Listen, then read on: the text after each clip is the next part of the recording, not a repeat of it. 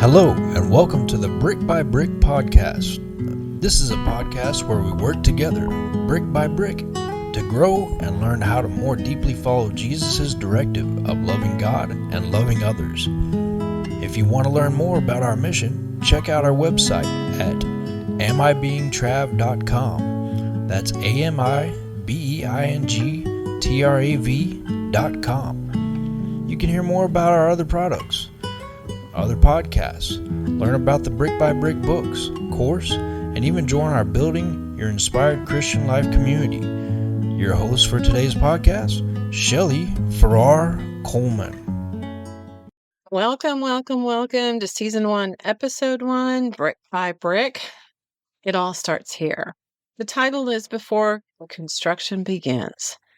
This will be the first of many episodes of Brick by Brick, Building Your Inspired Christian Life, but this one's a little different. It's more about why I started the podcast and what I hope we will all get out of our time together. Let me start by telling you how excited I am to be here and that you're listening. I can't even believe that. And that I would love to hear from you and see any and all feedback, clean, not mean, on what you like, what blessed you, and how I can serve you more in your faith walk in the future. Encourage you, support you, whatever you want to share. I'm here because I love and care about you, and I want to see you in heaven. That was Dad's theme with everyone that he met. So let's get started. There's a book. The link is below, and a workbook if you want to follow along and begin some of the brick by brick planning and constructing, or you can just listen for now and follow along. The goal of this podcast is to share both Christ's love and light with you, but also to show you how you can share that love and light with others and be an imitator of Christ. My goal for all of us, myself included, that we get so focused and so driven that we wake up every day asking God to use us and assist us in our journey as we are building our Christian life brick by brick. Too soon? I don't think so. I can't wait to show you how. We'll be using the book and some Bible references and stories and showing examples along the way. My goal is to keep this podcast and the content based on Scripture and the guidance from those pages and stories and examples. I hope I can do justice. Here we go. Let's get into the stories. Why bricks? Why building? I had the privilege of having a dad that showed me how to live a life focused on loving Christ and loving others in the most extraordinary way by building things, laying bricks and crafting the most amazing stonework. But his biggest gift and most impressive gift was that he showed me how to love people and how to minister to them through his work, really and all the time, not just at work, sharing his never-ending joy and his jokes. And he had this consuming and contagious laughter. You wanted his joy. But I'm jumping ahead. Sorry. Let me focus. This story all began at a funeral visitation. Yes, I said it, a funeral visitation for my dad. Travis was his name. We called him Trav. I called him Dad. Yes, I'm giving you some spoilers from the book here, but when you get to that place in the book and later in this series, it will mean even more. When you see the significance of a man's life lived focused on Christ and on loving others. I want to make this easier. We make it so complicated, and Christ showed us how to love with such ease for everyone. My dad passed away on Thanksgiving night over 20 plus years ago after almost the perfect week with family and friends. He told me earlier that day what he was going to do, who he was going to see, and what he was going to eat. This chocolate pie that he had made himself. Yes, he started making pies later in his life, and I'll share that pie recipe with you in the book. But he just left out that this was going to be our last conversation, our last day together. It should not have been a shock because you see, Dad was diagnosed with a 98% blockage in his heart over 3.5 years earlier, and he'd been told he had 6 months to live. God had a different timetable, 3 extra years. So we looked at each day as precious and knew any day could be the day. Dad always behaved like every day was precious. He did this before the diagnosis and a gift, and he could not wait. He was filled with joy and get out. He wanted to get out there and see people and make them smile and make them laugh and share Jesus with them. Back to my story. It was a Sunday night, just a few days after Thanksgiving. Yes, Thanksgiving.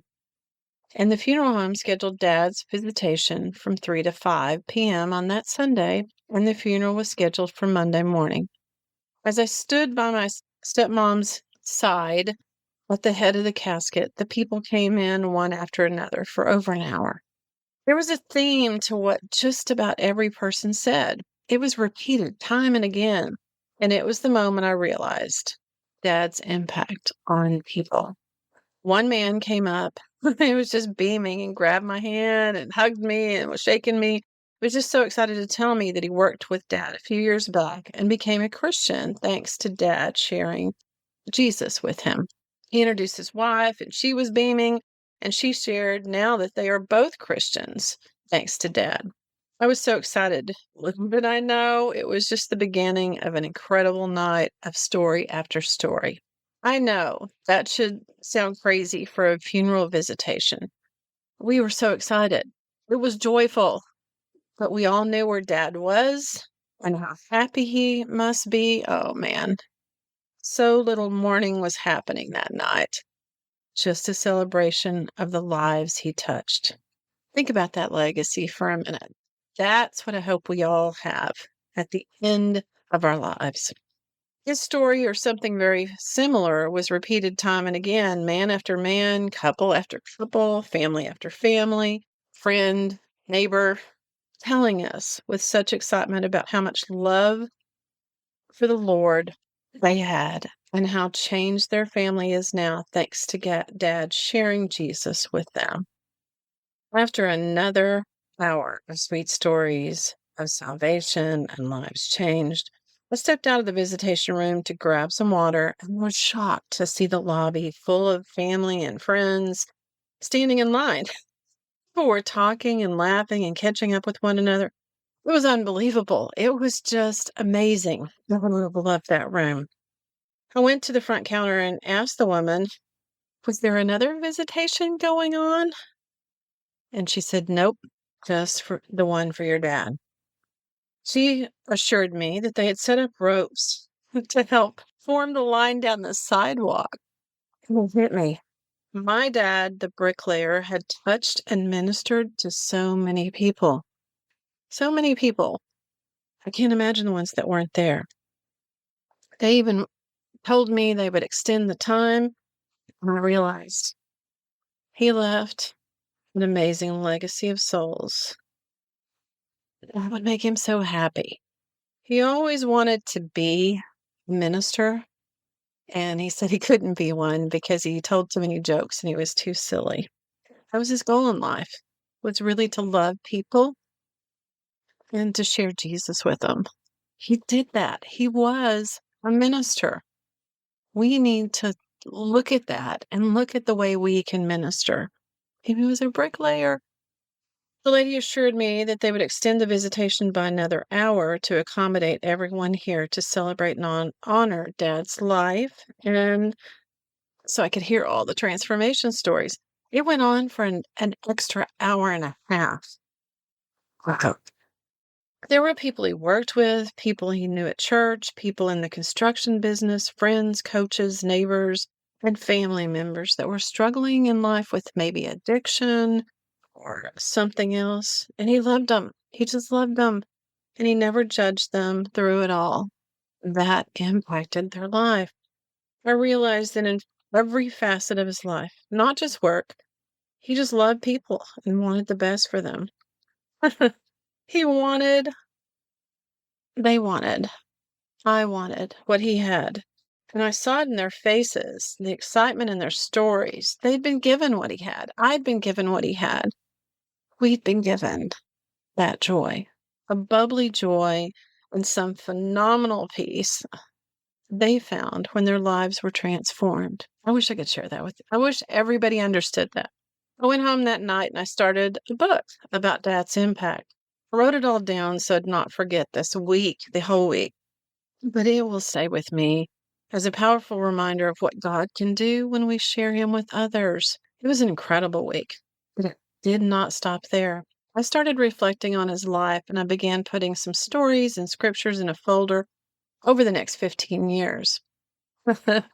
As I thought about it more and more, there were so many life lessons He taught me through His example and the way He lived His life. I started to see that He was just truly being an imitator of Christ and following His commandments to love God and love people with just about every aspect of life. What an amazing example. This was a gift, a blueprint, so to speak. Yes, I went there on how a Christian with a heart for God and a love for people can live an impactful life and leave a legacy of souls for the Lord. Next was my journey and ministry that I had been delaying that led me right here to you today. So after being laid off from my corporate job, I was determined and excited to finally write and share the blueprint Dad had left me with anyone and everyone I knew. The book was published many years ago and thousands of copies of the book later. I have held over 15, probably more than that, Bible book studies online and face to face. And I get to see lives changed and a legacy growing for God. I started Am I Being Trav, Instagram and Facebook accounts. I didn't know anything about either one of those. And after over 300,000 views on social media each year, of course, my next step was to start a podcast and a YouTube with you. I personally have done the book study myself. It's about the work and continue to do it again and again. You can go deeper each time you do this book study and exploring more ways to refine the 5 key units of a Christian life. The foundation is joy, love, and faith.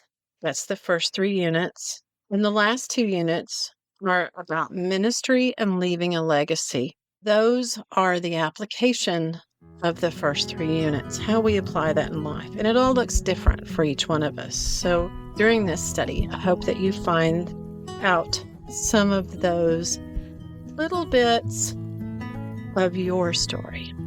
This study is very different because it's about you and your relationship with the Lord and how to plan and build that Christian life according to your specifics, your gifts, your talents, your calling, and your purpose.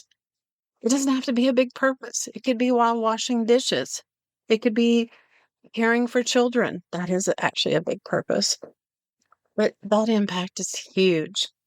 It happens brick by brick, with 20 bricks, 4 in each unit, showing you Christ's example, Dad's example, and hopefully your example as well. I pray you join us, and we will work together to construct a joyful life in faith, brick by brick. All right, join us for the next episode where we start building that foundation on solid rock, telling jokes, sharing silly stories, and beginning an amazing journey. You got it, 1 brick at a time together. Grab the book, download the workbook, follow our social media platforms. Don't forget to connect with us. We love it when you do that so we can encourage and grow with you and begin working together to love God and love others every single day by constructing your Christ-led